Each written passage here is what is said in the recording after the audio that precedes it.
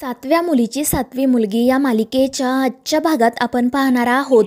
रुपाली तन्मयच्या डोळ्यात डोळे घालून बघत असते आणि त्याला म्हणत असते की तू छोटा विरोचक आहे, तुला जेवढं खायचं आहे तेवढं खा, तुला काही होणार नाही. आणि मग त्यानंतर तन्मयला सुद्धा त्या विणेचा आवाज ऐकू येऊ लागतो.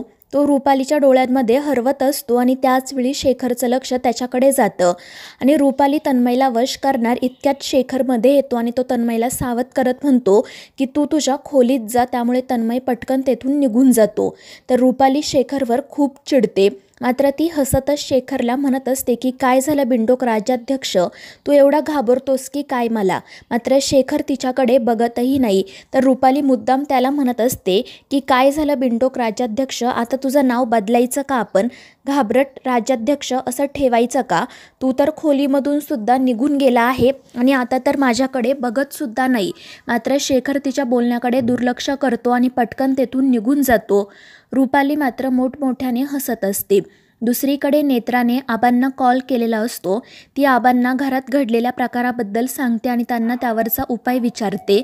तर आबा काळजीपोटी नेत्राला म्हणत असतात की मी तिकडे येऊ का.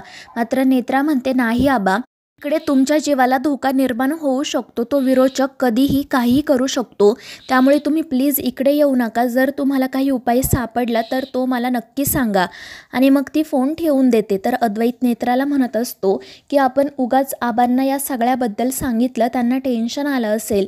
त्यावर नेत्रा म्हणते हो साहेब, पण माझ्याकडे दुसरा कोणताही पर्याय नव्हता, कारण केतकी काकूंना आणि फाल्गुनी ताईंना या सगळ्यातून बाहेर काढण्यासाठी प्रत्येक शक्यता मला पडताळून बघायची आहे आणि म्हणूनच मला आबांना हे सगळं सांगावं लागलं. पुढे ती असंही म्हणते की अस्तिकाच्या वेळी एकाच गोष्टीमुळे सगळं चित्र बदलून गेलं होतं. जर याही वेळी तसं झालं तर आपलं काम सोपं होईल. आणि त्यावर अद्वैत म्हणतो ठीक आहे नेत्रा. आणि मग त्या दोघांचं बोलणं सुरू असतानाच शेखर त्या ठिकाणी येतो. नेत्रा विचारते की काय झालं बाबा, विरोचकाने काही केलं का. त्यावर शेखर म्हणतो की मी एक गोष्ट नोटीस केली आहे, तीच तुम्हाला सांगायला आलो.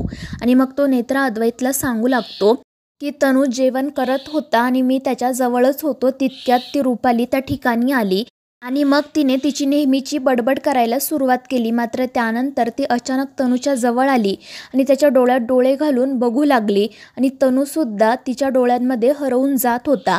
मी रुपालीच्या अगदी समोरच होतो, त्यामुळे मला हे सगळं कळलं आणि मला अचानक काय झालं समजलं नाही. पण मी तनूला सावध केलं आणि तेथून त्याला पाठवलं. आणि हे सगळं ऐकून नेत्रा अजूनच काळजीत पडते. त्यानंतर दुसऱ्या दिवशी रुपाली मनाशी म्हणत असते की या नेत्राचं नेमकं काय सुरू आहे माहीत नाही. तिला मी काल एवढी वॉर्निंग दिली होती, मात्र तरीसुद्धा तिने त्या दोघींना अजून सोडलं नाही. पण ठीक आहे, मला तरी काय करायचं, त्या दोघी तशाही मरूनच जाणार आहेत.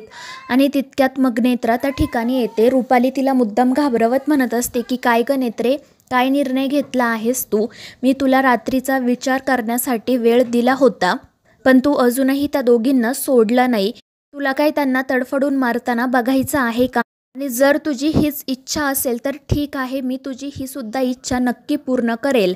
आणि त्यावेळी नेत्रा म्हणते की तुला जे करायचं आहे ते कर, आता मी तुला घाबरणार नाही, कारण मला माहीत आहे केतकी काकू आणि फाल्गुनी ताई लवकरच बऱ्या होऊन पुन्हा माझ्या बाजूने या युद्धात सामील होतील तुझ्या विरुद्ध. तुला जे करायचं आहे ते तू करू शकतेस. आणि मग ती तेथून निघून जाते. तर रुपाली विचारात पडते की नेत्रामध्ये अचानक एवढी हिंमत कशी काय आली. आणि मग त्यानंतर नेत्रा फळं घेऊन केतकीच्या रूममध्ये जाते. तर रुपालीला असं वाटतं की केतकी आणि फाल्गुनीने फळं खायला सुरुवात केली आहे, त्यामुळे ती घाबरते. दुसरीकडे इंद्राणी केतकीजवळ बसलेली असते. केतकी झोपी गेलेली असते आणि मग तितक्यात नेत्रा त्या ठिकाणी येते. केतकीची अवस्था बघून तिला वाईट वाटतं आणि मग केतकीचे हातपाय बांधल्यामुळे त्या ठिकाणी वळ उमटलेले असतात, म्हणून मग नेत्रा त्यांना तेल लावते. आणि मग ती इंद्राणीला सांगत असते की मी त्या विरोचकाच्या मनात संभ्रम निर्माण करून आले आहे. त्याला आता असं वाटते की केतकी काकूने आणि फाल्गुनी ताईंनी पुन्हा जेवण करायला सुरुवात केली आणि मी हे सगळं त्याचा आत्मविश्वास डळमळीत व्हावा यासाठी केलं आहे. आणि जर असं झालं नाही तर मग तो विरोचक अजून भयानक गोष्टी करेल. आणि त्यावर इंद्राणी म्हणते ठीक आहे, यापुढे आपण असंच करूयात. तर दुसरीकडे रुपाली तिच्या या शक्तीचाच विचार करत असते.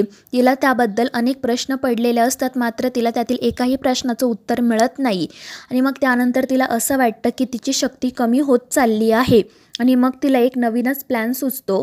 ती एका इन्स्पेक्टरला कॉल करते आणि त्यांना सांगते की आमच्या घरामध्ये काहीतरी वेगळंच सुरू आहे. या राज्याध्यक्ष फॅमिलीने माझ्या जाऊबाईंना आणि सुनेला बांधून ठेवलं आहे. त्यांना त्या दोघींनाही मारायचं आहे. तुम्ही ताबडतोब आमच्या घरी या. आणि हे ऐकून तो इन्स्पेक्टर म्हणतो, ठीक आहे, मी लगेच तुमच्या घरी पोहोचतो. आणि मग रुपाली हसतच फोन ठेवून देते आणि मनाशी म्हणते की नेत्रे, तू स्वतःला खूप शहाणी समजत होती ना, आता बघ मी तुला त्या दोघींना माझ्या ताब्यात द्यायला कशी लावते ते. तर दुसरीकडे नेत्रा केतकीला व्यवस्थित झोपवते आणि मग त्यानंतर ती अद्वैत, तनू आणि शेखरसोबत बोलत असते. त्यांचं बोलणं सुरू असतानाच शेखरला एक कॉल येतो आणि त्या कॉलवरील बोलणं ऐकून शेखरच्या पायाखालची तर जमीनच सरकते. आणि मग त्यानंतर रुपाली जेव्हा डोळे मिटून शांतपणे बसलेली असते तेव्हा अचानक नेत्रा त्या ठिकाणी येते. ती रुपालीला धमकी देत म्हणत असते की जर तुझी हिंमत असेल तर मला वश करून दाखव. मला माहिती आहे तू मला वश करू शकत नाही, कारण तुझ्यात तेवढी हिंमतच नाही. आणि त्यावेळी रुपाली तिला कोणतेही उत्तर न देता बाहेर जाण्यासाठी निघते. मात्र नेत्रा तिला थांबवते. आणि मग त्यावेळी रुपाली म्हणते की तुला काय वाटलं मला कळणार नाही का? तू माझ्या मनात संभ्रम निर्माण करत आहे. जर खरंच फाल्गुनी आणि केतकीने जेवायला सुरुवात केली असेल तर चल मला सुद्धा बघू दे. आणि त्यांचं बोलणं सुरू असतानाच तेजस त्या ठिकाणी येतो आणि तो नेत्राला सांगतो की पटकन बाहेर चल, पोलीस आलेत. आणि ते ऐकून रुपाली खुश होते आणि हसतच तेथून निघून जाते. तर नेत्रा आणि तेजसही हसतच एकमेकांकडे बघत असतात. आणि मग त्यानंतर जेव्हा ते सगळेजण खाली जातात तेव्हा शेखर इन्स्पेक्टर साहेबांना सांगत असतो की तुम्ही माझ्यावर विश्वास ठेवा, तुम्ही जे काही बोलताय ते सगळं काही खोटं आहे, चुकीचं आहे. मात्र तितक्यात रुपाली त्या ठिकाणी येत म्हणते की इन्स्पेक्टर साहेब, मीच तुम्हाला कॉल केला होता.